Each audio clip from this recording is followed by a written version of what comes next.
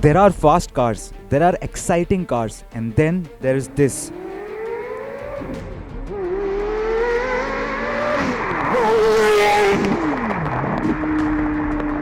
The Porsche Carrera GT.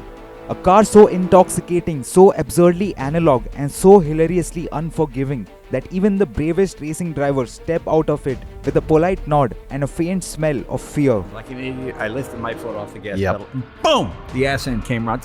Spun up. To some, it's the last great supercar ever made. To others, it's a death trap with leather seats. And unfortunately, the reason most people know this car isn't because of its engineering brilliance, its history, or that shrieking Formula 1 V10. It's because of a heartbreak.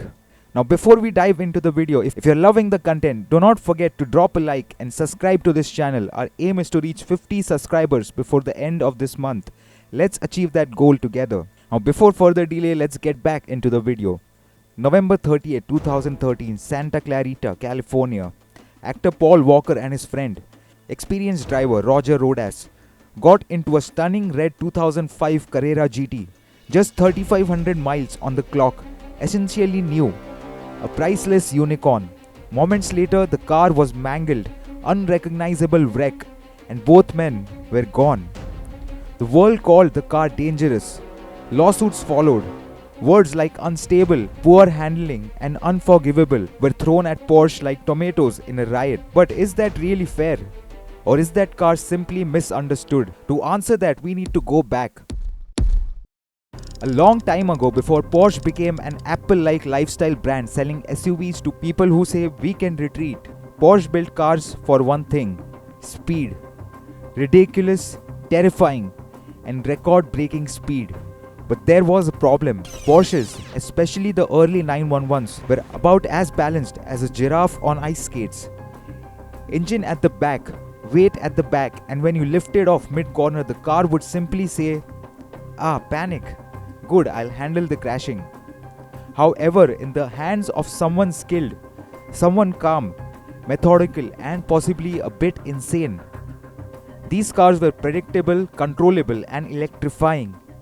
And that philosophy gave birth to the Carrera GT. The heart of the Carrera GT began life somewhere very different. In Formula 1, back in the 1980s, Porsche built engines for F1 teams, turbocharged V6s making over 1000 horsepower. But when turbocharging was banned in 1989, Porsche needed something new. So engineer Hans Mezger created a 3.5-liter naturally aspirated V10 with a 14,800 RPM redline and 760 horsepower. It was brilliant, it was terrifying, and it never raced because the project was cancelled.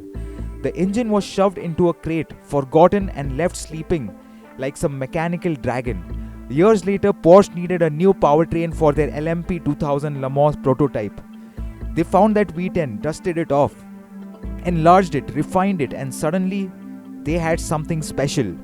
In testing, that car broke lap records. But then priorities changed. Porsche CEO said, enough racing. People want SUVs. And the engine again was abandoned. The early 2000s gave us titans. The Ferrari Enzo, the Mercedes McLaren SLR, and Bugatti Space Age prototypes. Supercars were becoming digital, soft, and civilized. Porsche didn't like that, no. Porsche wanted one last tantrum before the world became electric coffee machines on wheels. So finally, at last, the V10 was given its destiny, a road car. Carbon tough from the same facility as the Ferrari Enzo. Le Mans style push-rod suspension. 5.7-liter displacement. The largest engine Porsche ever fitted to a road car. And most famously, a ceramic clutch half the size of a normal one with no flywheel, making the pedal feel like stepping on a landmine. But it allowed the engine and gearboxes to sit comically low in the chassis, lowering the center of gravity and making the handling razor sharp. From day one, there were warnings. During press drives, one Carrera GT was written off.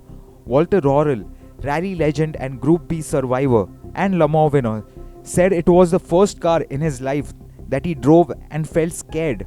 Think about that for a second. Group B cars literally exploded, and tried to murder spectators. And this is the car that frightened him?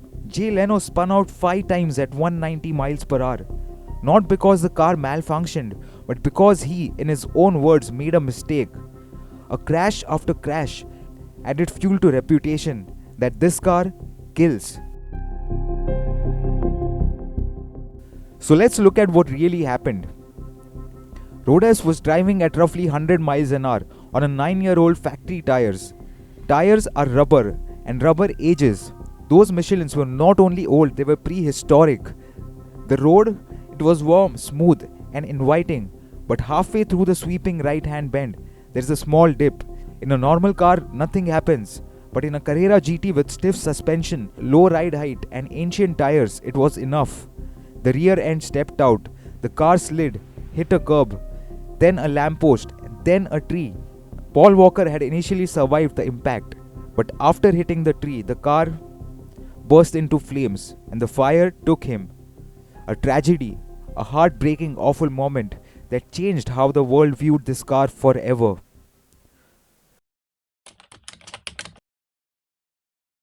So what is the truth? Is the Carrera GT a flawed machine Porsche should have tamed? Or is it a masterpiece that simply demands respect? The Carrera GT is not dangerous, people are. This is not a car for heroes in sunglasses or YouTubers chasing views. This car is a deal. I give you purity, emotion and the greatest driving sensation of your life. In return, you give me humility, skill and absolute respect. And if you fail, it will bite hard. So yes, the Carrera GT is unpredictable, it's raw, it's terrifying, but it is also one of the greatest cars ever made. A final beautiful reminder of a time when cars didn't protect you from yourself because they expected you to be worthy. If you enjoyed this deep dive, don't forget to subscribe our channel. Our aim is to reach 50 subscribers before the end of this month. So let's achieve that goal together. And if you're loving the content, drop a like. That's it for today guys. I will see you in the next one. Bye bye and take care.